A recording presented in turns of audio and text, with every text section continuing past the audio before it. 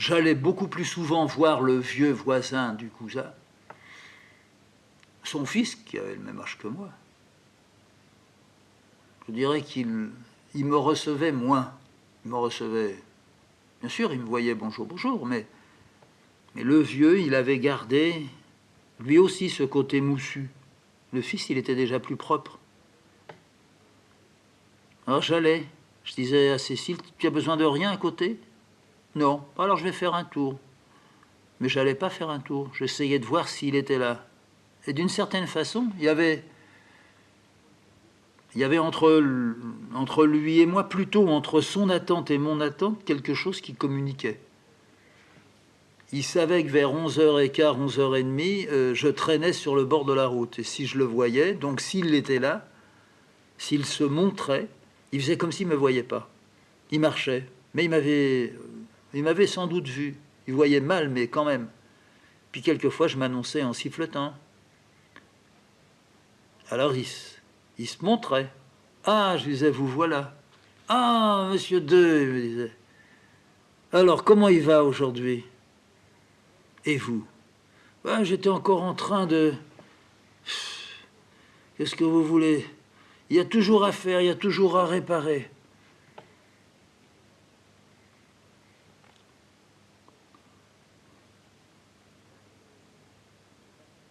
Moi, j'avais à réparer souvent quelque chose qui était non pas plus délicat, parce que lui aussi, il avait des choses délicates. Dans du vieux bois, faire des réparations, ça casse. Moi, dans du dessin, faire des réparations, quelquefois aussi, ça casse. Enfin, j'étais venu là. J'avais envie de l'entendre, qu'il me dise n'importe quoi, mais qu'il parle. Sa manière de me parler, qui était pleine d'imprécisions. Quand je l'abordais, c'était de l'imprécis complet. Tout y était, depuis la pluie, le chaud, le froid, n'importe quoi. Il jetait tout ça en vrac. Ça, c'était la colle qui allait faire le lien. Je voulais plus ou moins savoir autre chose. Il n'était pas possible que je dise à un homme comme ça, je suis pas en forme. Je ne peux pas dire ça à quelqu'un, à un paysan. De dire, ah, c'est difficile. Difficile de quoi? Il le sait. C'est pas la peine de le nommer, c'est...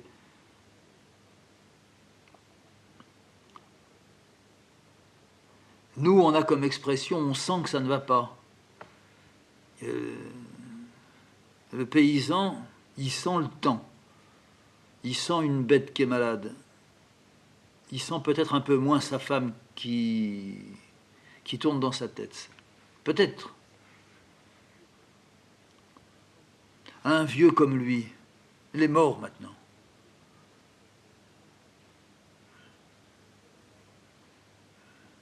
Il avait l'apparence qui permettait de croire qu'il était loin de tout.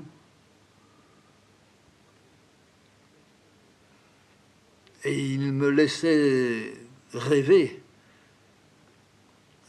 qu'au fond, il y avait quelque chose en moi qui l'intriguait. On avait dépassé depuis des années la méfiance qu'on pouvait avoir l'un envers l'autre, surtout lui envers moi. Et on en était arrivé, au bout de quelques années, à, je dirais de la façon la plus ordinaire, à accepter de passer par le temps et les banalités pour ensuite arriver à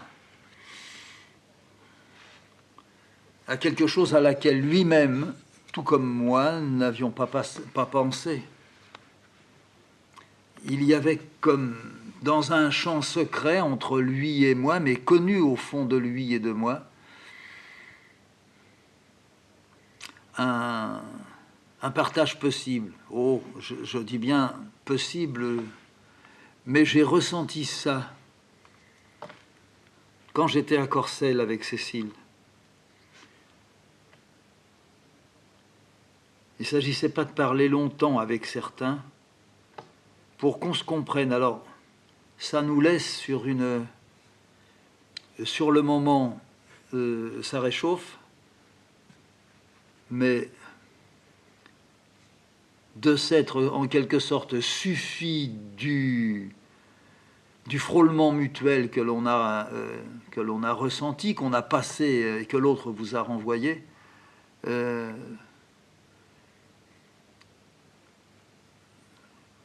ça devient, pour moi, quelquefois insuffisant. Alors à Corcelles, il y avait ça, ici, enfin, pas à la Châtre, mais dans la campagne, il y a ça. Et puis il y a ceux qui, eux aussi, ont besoin d'aller plus loin. Non que les autres n'aillent pas aussi à leur façon loin, mais on a l'impression qu'il y a quelque chose de rustre, d'à peine équarri, tu vois. Et ils ont la sensation, ils ont comme une piqûre, et puis ça s'arrête là. Et d'une certaine manière, ça va rentrer dans un poussier, ça va se placer sous la mousse, justement. Et puis ça va greffer ou pas greffer. Mais si ça greffe pas, c'est sans importance. Ça a conservé malgré tout un peu son intérêt. Mais ça n'y repensera pas. Et puis il y a ceux qui vont y repenser. On ne peut pas, je ne m'avancerai pas en disant, il y a ceux qui ont une sensibilité, voilà, qui ont une sensibilité, puis ceux qui en ont, non pas moins, mais qui en ont une essentiellement très courte, qu'ils ne refusent pas, alors que beaucoup d'autres refusent tout ça, mais dont au fond ils ne vont faire peut-être rien. Et puis ceux qui ont besoin de faire, ceux qui prennent les clous rouillés, puis qui les détordent, qui les grattent avant de les réenfoncer dans du bois. J'en ai connu un qui faisait ça, qui était justement à Corcelles. Chaque clou rouillé, il le détordait, il le grattait avec une lime. Après, il les foutait dans du pétrole, et quand il les enfonçait, ces clous repartaient, il me disait, une nouvelle vie. C'est proche du dessin, ça. D'une certaine manière, c'est presque de l'écriture. C'est pas aller chercher des clous tout neufs, une botte, comme on dit, une botte de clous. Et puis on enfonce le pam, pam, pam, pam, comme un abruti, puis c'est fait. Non, non. Ces vieux clous rouillés, ça se vendait des clous rouillés. Des vieux clous d'occasion, pour ainsi dire. Ah ouais. Il y en a qui disaient que c'était les meilleurs parce qu'ils avaient des points de rouille. Quand on les avait grattés puis foutus dans le pétrole, ça faisait comme des points d'attache. On ne pouvait plus les arracher.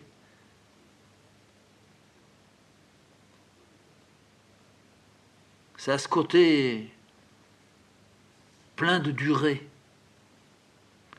qui me parle toujours. C'est Cécile avec ses burins, quand elle grave le cuivre.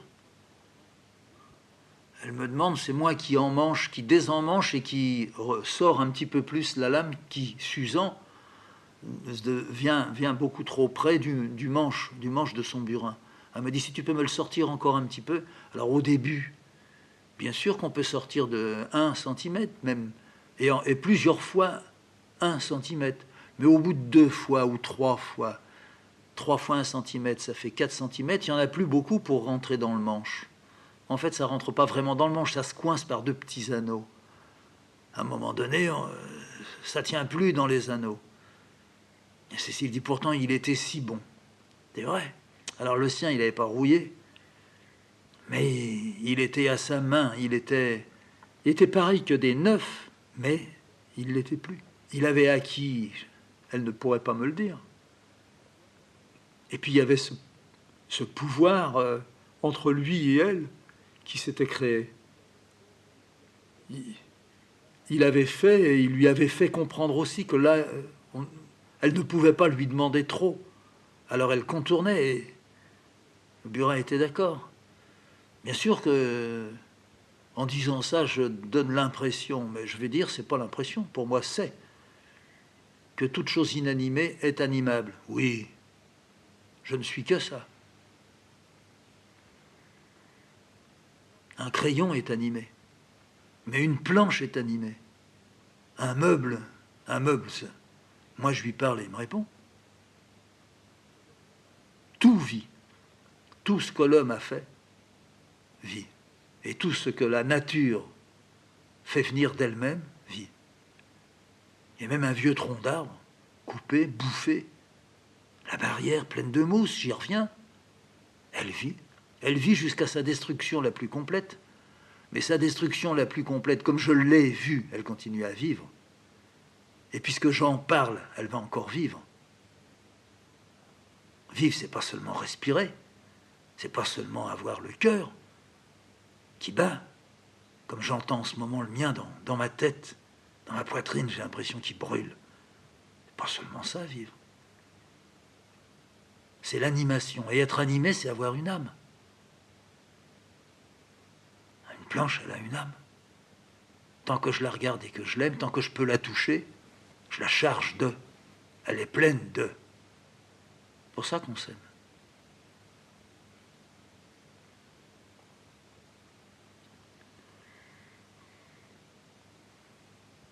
Mais quand on est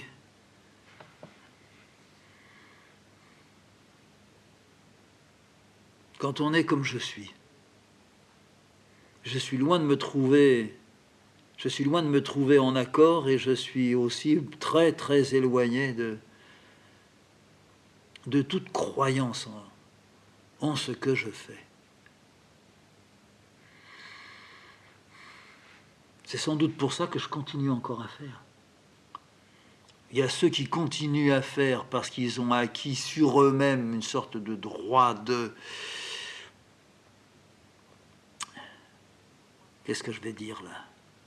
Une sorte de droit de cité à l'intérieur de leur existence. Moi, je ne veux pas de ça. Moi, je ne souhaite pas être... je souhaite même pas être connu. Reconnu, ça ne m'intéresse pas. Bien sûr, je ne suis pas étranger à un qui vient et qui me dit « je voudrais voir ça, et si vous voulez bien, ça va être à moi ». Bien sûr que je suis d'accord. Le vieux à côté là-haut, quand je lui disais « je voudrais un bout de bois pour faire un manche à ma hache », ah ouais, il allait chercher le bout de bois. Un bout de bois à lui, qu'il avait fait un peu. Puis il me disait, vous verrez si ça rentre dedans, si ça rentre pas, je donnerai encore 2-3 petits coups au bout. Faut pas mettre 2 clous dans un manche, hein. Faut faire une fente et mettre un coin en bois. Puis de temps en temps, faut le mettre dans l'eau pour qu'il gonfle.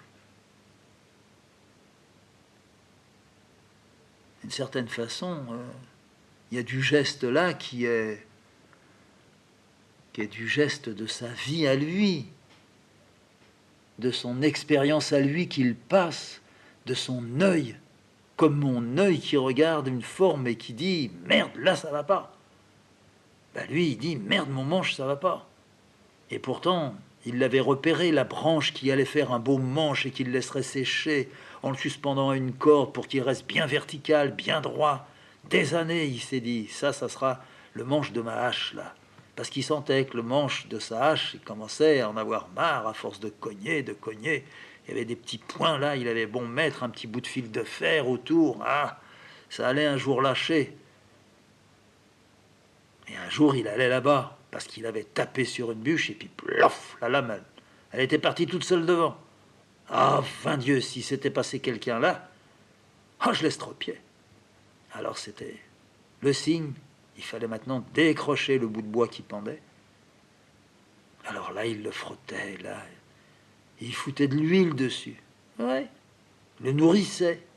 Après avoir bien séché, être resté bien droit, bien pris la ligne qu'il voulait. Des fois, c'était pas comme ça. Des fois, c'était entre 2 pierres avec un poids dessus, puis un poids encore de l'autre côté, ce qui fait que ça faisait 2 petites vaguelettes. Hein, pour donner un bon balancement à une autre forme de hache. Quelle est la différence entre ça et le balancement d'une ligne qui vient chez moi dans mon dessin? La différence, il n'y en a pas. À ce moment-là, moi, je suis aussi un artisan. C'est après que ça bouge encore un peu. C'est-à-dire que moi, ça va pas être utilitaire, tandis que lui, pour que ça soit utilitaire, il faut savoir s'arrêter. Mais sinon, ça serait sans fin. Il ferait des roues en les tordant les branches, lui.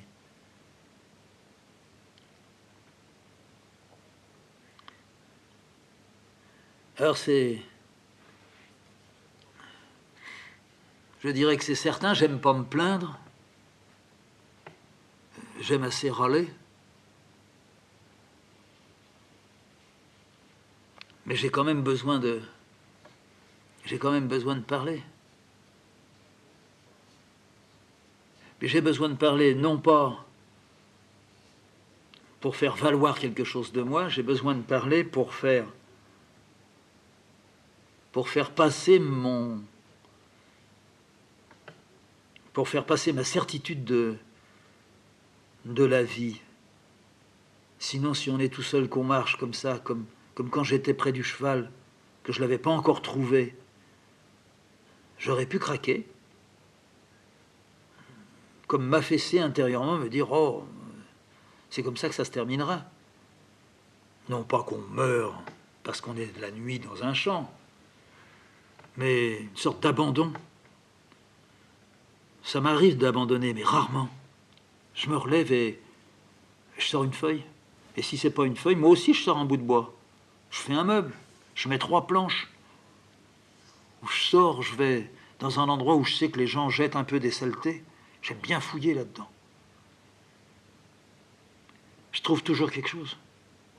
Et à la limite, sur un chemin, je vais toujours trouver un petit bout de bois qui est resté mystérieux, que j'ai depuis maintenant 20 ans.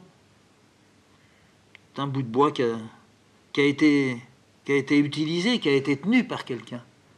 J'ai jamais compris ce que c'était. Puis quand j'ai demandé à Denise, mais vous avez une idée, vous? C'était quoi? Ah bah ça, justement, je sais pas. C'est pour ça que je voulais le ramasser. Elle a dit, c'est pour ça que je voulais le ramasser. Elle avait tout de suite voulu trouver l'utilité de ça. Une chose qui avait été dans les mains des hommes. Ça, c'était sûr. Hein? Donc moi, je cherchais pas l'utilité. Après, je me suis dit, je me demande bien à quel genre de manche ça aurait pu être. Mais c'est pas nécessairement un manche. Ça pouvait être un bout de bois pour tendre quoi? Ça pouvait être aussi pour serrer quoi? Mais c'était moins important. Pour elle, oui. Parce que les choses, chez elle, ont un sens. Chez moi, l'autre sens. C'est le sens à côté de son sens. C'est-à-dire le sens, un sens profond qui va se mettre à nous échapper. On sera avec lui amené dans un champ, sentant qu'il y a quelqu'un qui est là, quelqu'un qui vit, quelque chose qui vit, puis qu'on ne va pas trouver. On a envie de le trouver, mais si on ne le trouve pas, à la limite, ça fait rien. On a été près d'eux, et puis on a raté. On s'est bien coulé dans le temps, ça a bien duré le bout que ça devait durer, mais ça a échappé. Le dessin aussi, c'est pareil. Alors comment je peux faire? Je suis chez moi, au Cousin, dans ma petite piole. Je suis ni en haut ni en bas. Je suis un petit peu fatigué. Puis tout ça, c'est normal. Faut pas en faire une histoire. Il faut que ça soit comme ça. Il faut que ça traîne, que ça cogne, que ça... Ça, c'est quelque chose que j'aimerais bien le dire à quelqu'un qui rentrerait là-dedans. Enfin, qui rentrerait là-dedans. Quelqu'un qui dirait, moi, je voudrais avoir une table, un coin à moi, et puis faire je sais pas quoi, mais j'ai envie de faire quelque chose que je sais pas. Alors ça, j'aimerais assez le dire. Lui dire, écoute, t'en feras rien, mais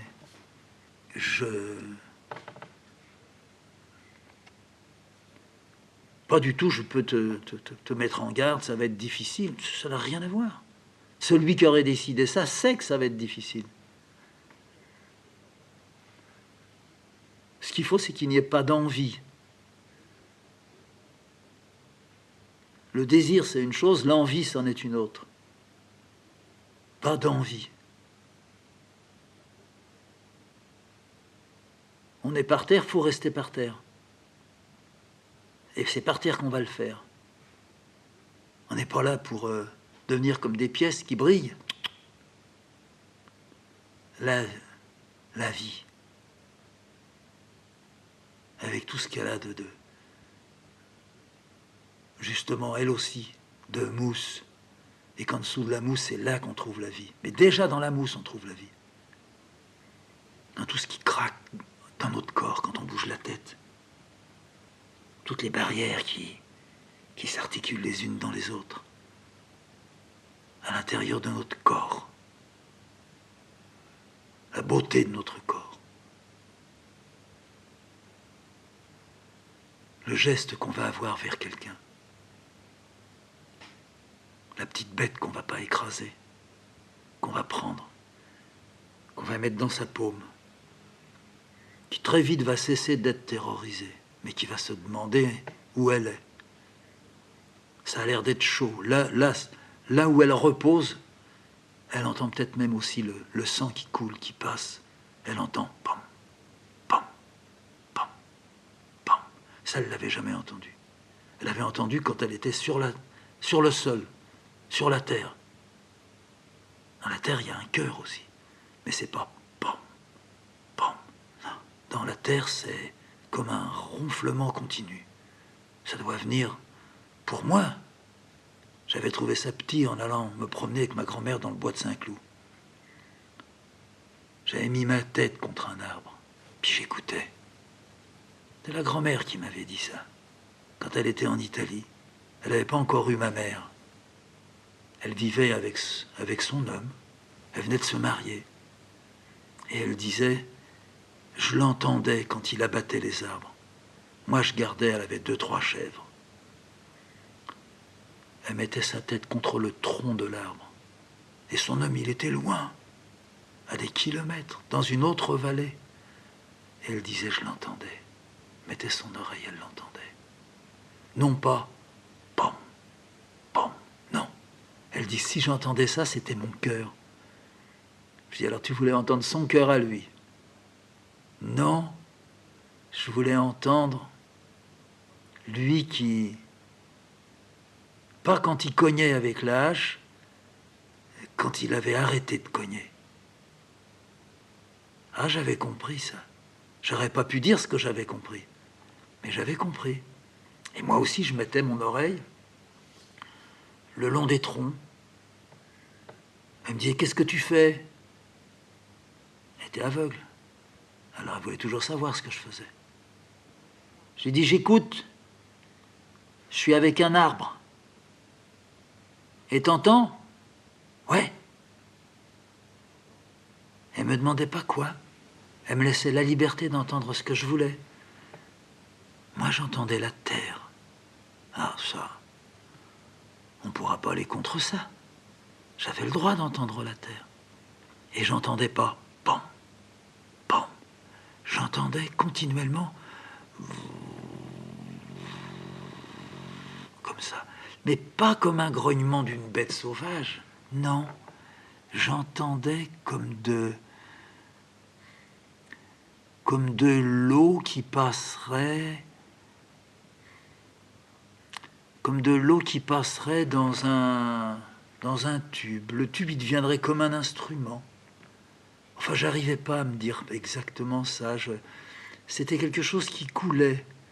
J'avais jamais vu de torrent, alors j'aurais peut-être pu dire comme un torrent, si j'avais connu un torrent. Je pouvais pas dire comme la Seine. La Seine, on n'entend pas. La Seine, on est au bord, elle coule, et on n'entend rien. Quand j'allais avec mon père, lui, il pêchait. Moi, je m'allongeais. Il me disait, mets-toi sur le côté, pas sur le dos. Je sais pas pourquoi. Et respire bien. Alors, je me mettais sur le côté, puis je respirais bien. Je respirais bien pendant 1 minute. Puis après, je laissais tomber. Puis je regardais la Seine. C'est pas de l'huile, puisque c'est de l'eau. C'est pas silencieux, puisque ça coule. Il y a bien...